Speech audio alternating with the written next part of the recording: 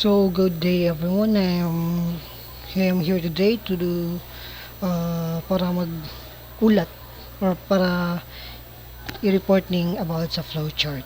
By the way, I am Christian Borges, BSIT 1B, IT 12 is the fundamentals of programming, section CDN 01. So let's start.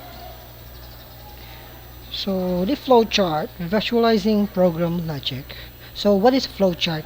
Flowchart is a diagram that represents a process, system, or a computer algorithm. So it is widely used in programming for designing and analyzing algorithms. Helps programmers understand program flow before coding. So kining flowchart, kuan ni siya ko ng it is necessary or like need yun ni siya kung in case manggaling nga magkuan bitaw tawag gani mag kuan bitaw ka mag-programming ka or like pakihelp din siya sa mga programmers para mas dali nila masabtan ang ilang program kay naka-flow na siya kung saan start ang iyang processes, iyang data input na dito sa flowchart. So nag-diagram siya sa represent sa process like from this word maging process, system, or computer algorithm. And it is widely used in programming for designing and analyzing algorithms. Kay sa flowcharts man good, naka-algorithm na siya sunod-sunod. Yeah, so it helps programmers understand program flow before coding. Next is importance of flowchart. It visualizes represents of program logic, mga tinuod ng mga syempre logic, mga unsa ang truth draa.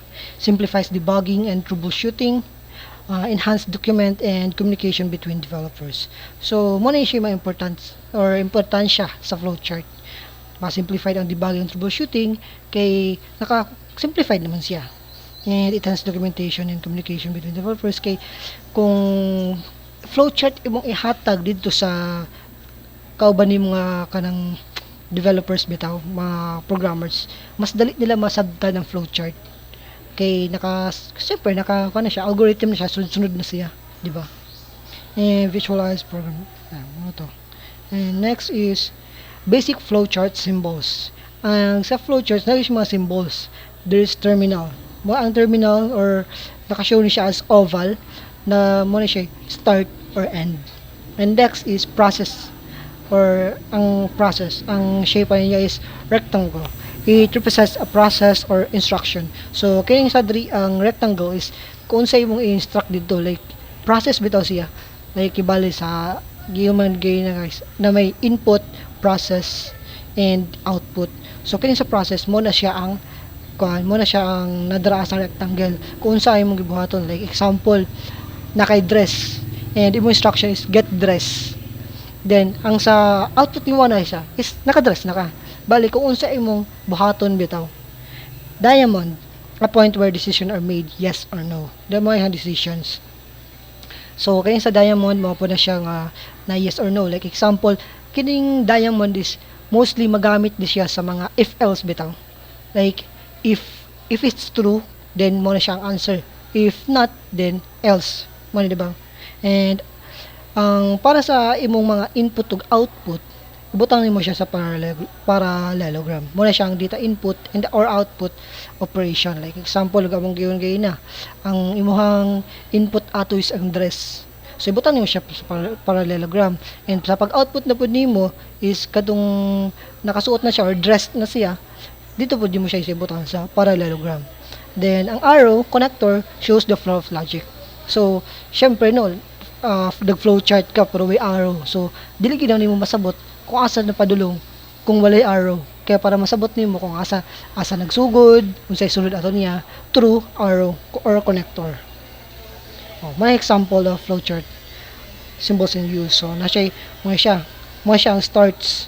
Kini mo ni siya ang imuhang processes. Choose to create account.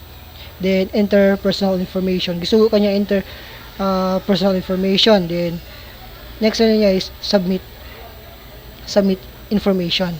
Then i-check din niya dito rin siya sa kadong diamond kadong decision is data valid.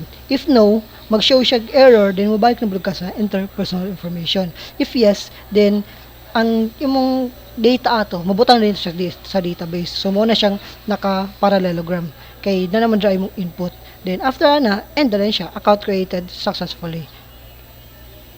Steps in creating flowchart. So mga steps. First is identify the problem. Unsa may problema ngay mo nakita. Then next is determine inputs, processes, and outputs. Next is use appropriate symbols. So syempre kay mag-create mga flowchart, gamita ang appropriate nga symbols kay para nga kung imo magaling siyang ihatag sa lain programmers, magets ra niya. Then four, connect the symbols logically. So i-connect nimo siya kung asa gid siya dapat i-connect. Dili kay magpataka lang kag connect. Kay kung magpataka ra og connect, di gid na masabtan. Mora gyapon ang kintaha, mora wala. Then review and refine the chart. So syempre, double check nimo pag human nimo himo. So mga simple flowchart example. So na siya start, grade niya ang number niya. Kung diri di ba mamay ang input nimo. So kung nakikibutang dira nga number, then read niya yung number. If n or number is greater than to 0, then print ang number is positive. If ang n is greater than 0 and false siya, then i-check na po niya, decision na po otro. If n is less than if n is less than to 0, if false gali na siya, then print, yan siyang i-print na n is 0. Kay equal man siya kung nag-false na po siya. Pero kung kanang true na gali siya, then yung i-print is print n is negative. Then mag-stop na din siya. Mag-end gina sila sa stop. Then flowchart for a loop structure. So muna siya ang example sa flowchart. Okay, flowchart na loop, naka-loop.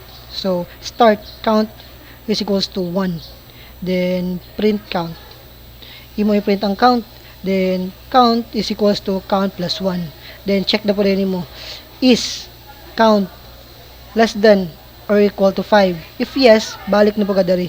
I-print na po din mong count, then add na po until sa makakuha na din siya, ma-know na din siya. Like example, is count less than or equal to 5. So kung maabot na ganyan siya og 6, then mo na siya. Which is no, then mag-stop na din ang loop.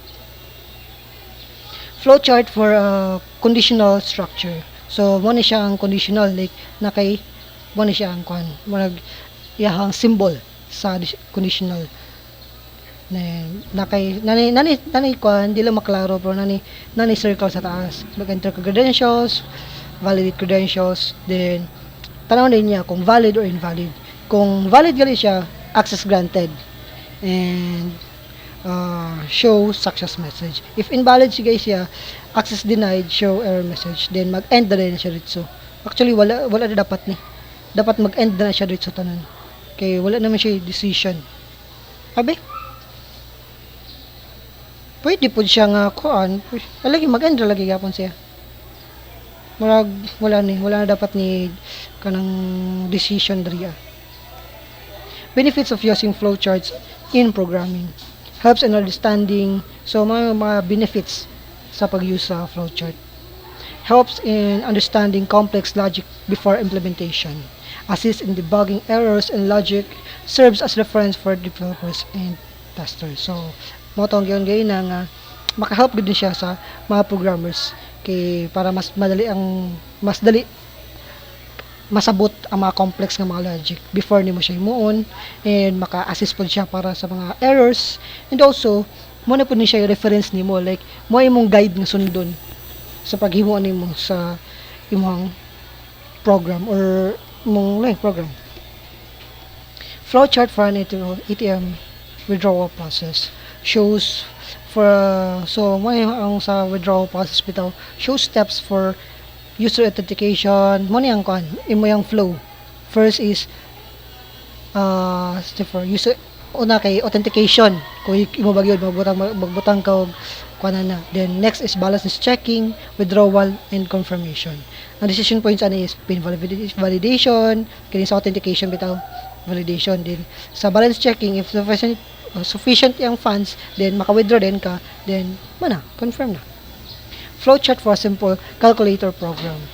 input two numbers mo ni mag-input kag two numbers, then decision point ni mo ani is either addition, subtraction, multiplication or division. Ang decision point ha kay mo na siya akadong naka rectangle. Okay? And ang input mo na siyang parallelogram. Then mag-display din siya result and ask user if they want another calculation. So if magagawas ng result o like kibali asa pa ni kibali nakaparallelogram gyapon siya kay output man ang gigawas, then maghatag dig decision like ipa-looping din siya, looping ba, pwede siya ma-looping or kadong if else nga statement bitaw kay kung magbutang ka dara nga continue pa ka then mag-continue pero kung dili na mag-end na din siya. Flowchart for order processing. Next, first is user select products and add them to the cart. Ang process niya is address entry, payment selection. Then, next is order confirmation, confirmation, and tracking. Flowchart for a login authentication system. User enters credentials, system checks the database for validity. Ang decisions ano niya is access granted or denied with retry attempts.